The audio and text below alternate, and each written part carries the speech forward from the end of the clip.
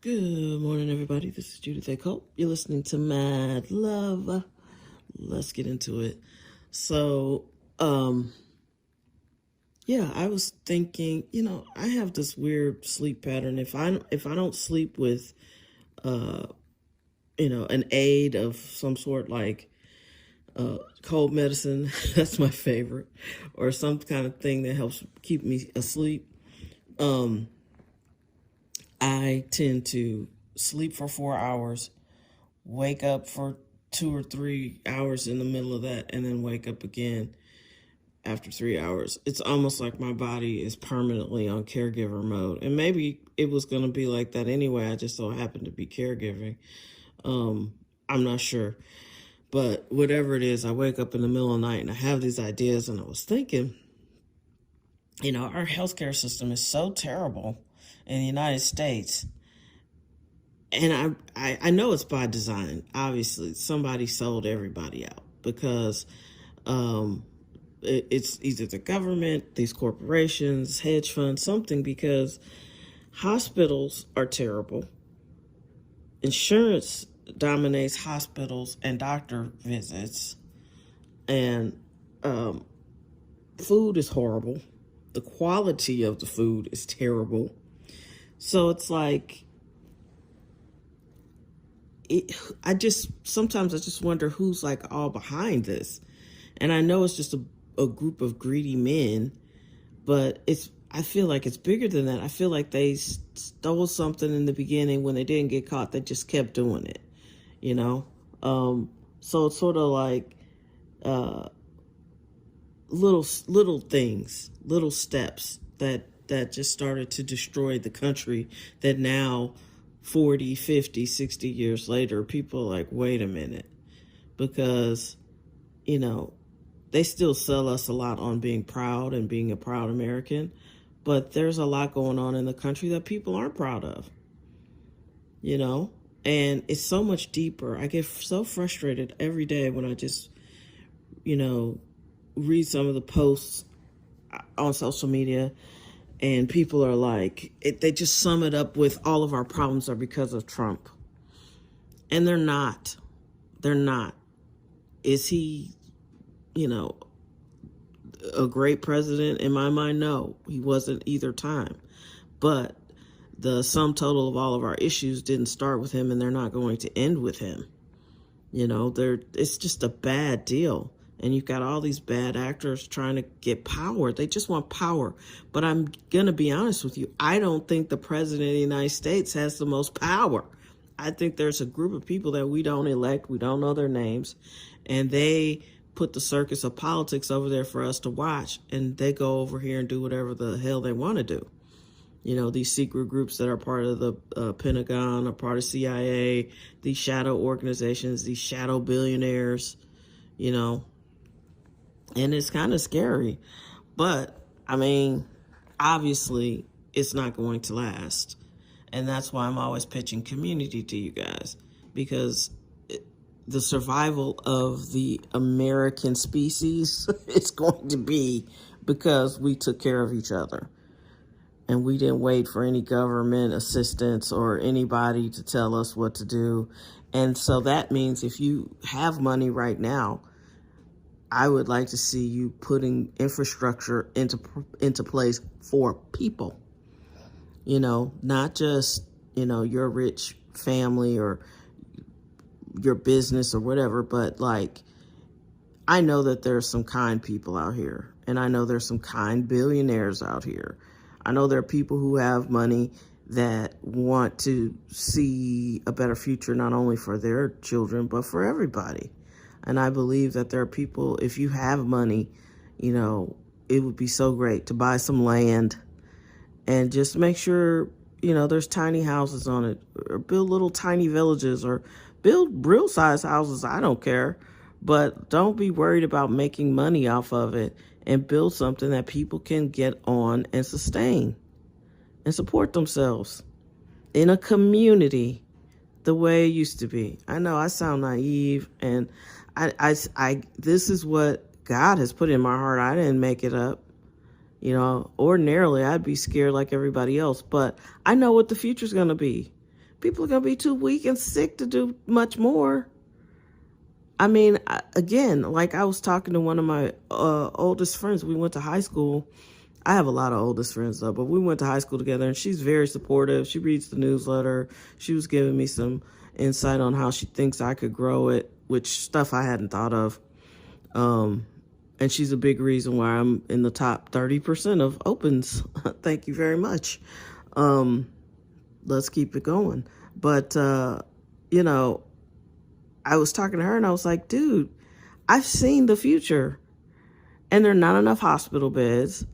Hospitals are not designed to take care of long-term care patients. They're going to be overwhelmed by the number because some actuarian or some, you know, pencil pusher decided, oh, it's only going to be this percentage of people that will have Alzheimer's in this community, so we won't even have to cover it, or some stupid shit like that.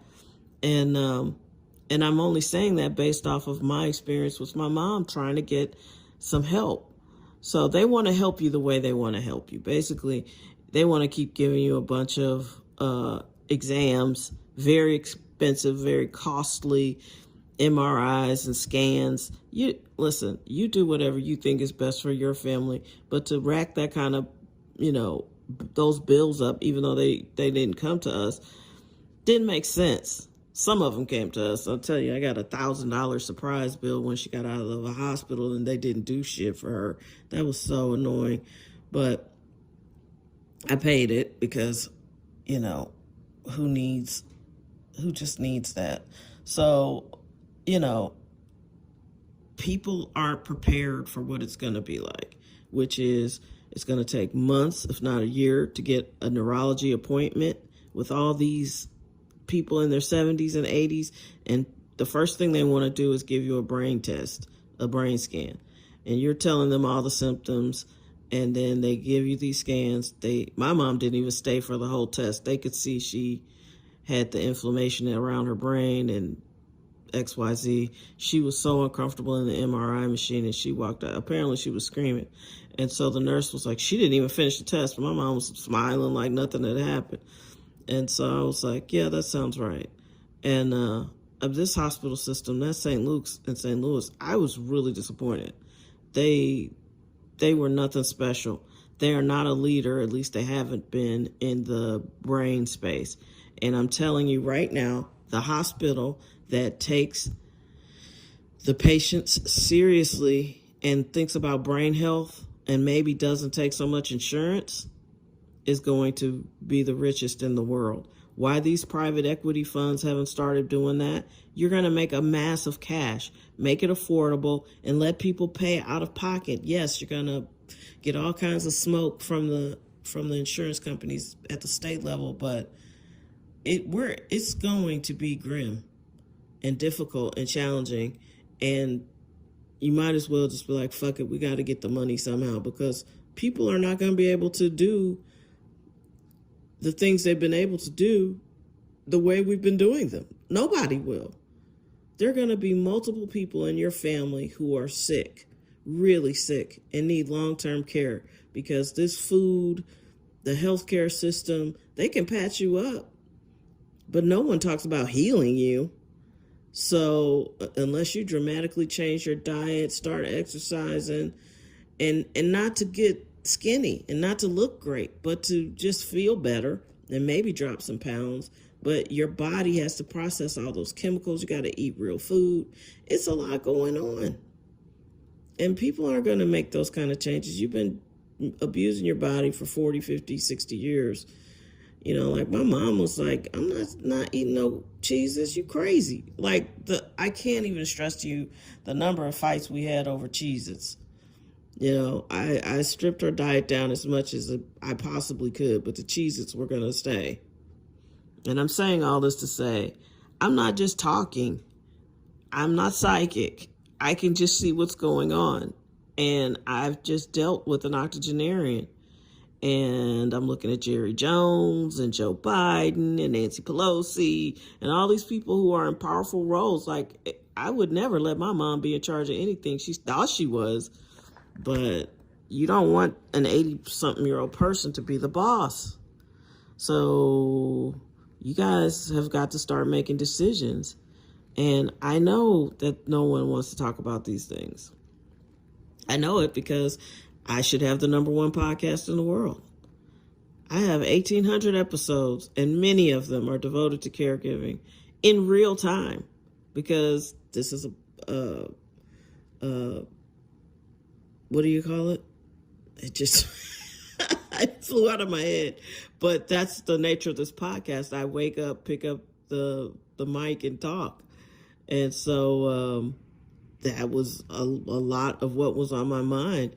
And you can hear in real time how frustrated I get, because between the diagnosis and her falling and hitting her head and getting us in the hospice, there is a lot of ground in between that. And there's very little help. Yes, you can go join groups if you have time for that. Yes, there are people you can call that will help you look for facilities to pay for. Yeah, I think there may be a social worker left who might help you locate a Medicaid space, but how do you get in contact with them? And then you go look at some of the Medicaid spaces. They either don't offer anything for real. They just have for pay, and for their patients that need to be transferred out when they have to go on Medicaid, they keep a few beds for those people, not the public. So that I fell for that a few times. Then you go to that place, and then you go to the for real Medicaid places, and they smell bad, and there's not a lot of care going on, and it's really, really dire. And someone has to make sure they come to see about you all the time to make sure you have a decent experience.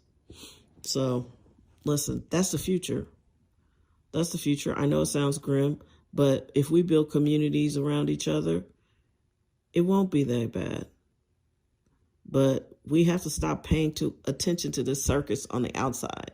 They don't care about us at all. They're not providing for our future. They're not listening to us. We're going to have to stitch together our own situations and scenarios. And maybe families don't move 30 miles from each other or 3,000 miles from each other. Maybe people can figure out how to be, and I get it. Sometimes you get family members that get on your nerves. Let's be honest. Some of y'all still don't get along. Some of y'all fighting. Some people are hard-headed, whatever. But, if you don't want to see them on the side of the road somewhere, you might have to help build a community around them. And that's what I mean, community. No one person should be responsible for all of this. Because I'm telling you, you don't want to do it that way. I'm still in recovery. So take care of yourselves, but stop feeding into the system. Stop watching the news. These politicians, I can tell you right now, Wesley Bell, he's up there talking all this stuff. He does not care. I've met him. And when I listen to him, I'm like, oh, so now you care passionately about this. And I don't believe him. And I don't believe any of them. I don't believe Nancy Pelosi cares. You wouldn't make that much money in the stock market if you really cared about your constituents. And California is a mess. And her husband got shot. That doesn't make you want to step down from a life in the public? Her stocks are just out of control. And if you're new here, Google Nancy Pelosi and her stock market portfolio.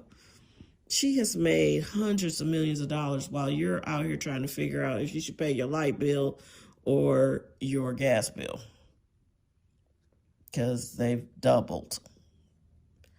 Your car insurance skyrocketed. You know what I mean? Like, come on, man.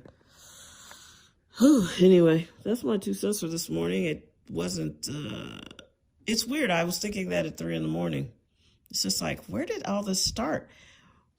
I think there was a switch because so much progress was made. So I came to the world in the late 60s, and the world felt so much more aspirational.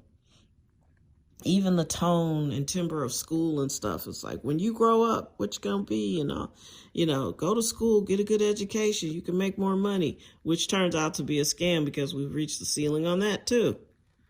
Like, college is costing $300,000 and you getting a basic ass degree. Well, how are you supposed to pay for that? It's wild. It's wild. Open your mind, open your eyes. It's all kind of been a scam. Somebody turned it into a scam. And I think it was Y2K. Everything has been, and well, I now see the Clintons in a different view. Man, don't go down that rabbit hole if you really don't want to know about some conspiracies. They have a lot of dead people around them. There are people who supported them and worked for them and had dealings with them, and they wind up dead. Super dead. I wonder if they were the couple behind House of Cards. I don't know. Not the bisexual stuff or gay stuff. I never could tell, was Frank gay or bisexual? I don't know. It's worth a rewatch. I'll have to renew my Netflix to watch it though.